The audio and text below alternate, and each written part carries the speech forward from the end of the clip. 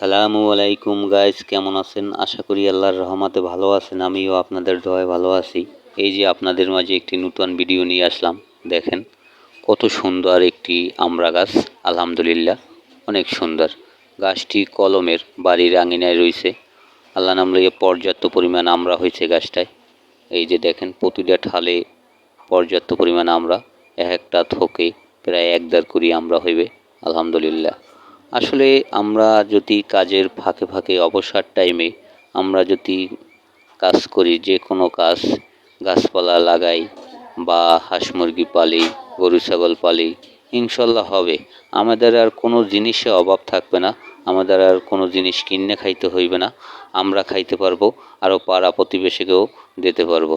তাই আসেন আমরা সবাই মিলে গাছপালা লাগাই, দেশের পরিবেশ বাঁচাই। আলহামদুলিল্লাহ, এই যে কত সুন্দর আমরা দেখার মতো একটা দৃশ্য। এই যে দেখেন কত সুন্দর, ভালোই লাগতেছে আলহামদুলিল্লাহ।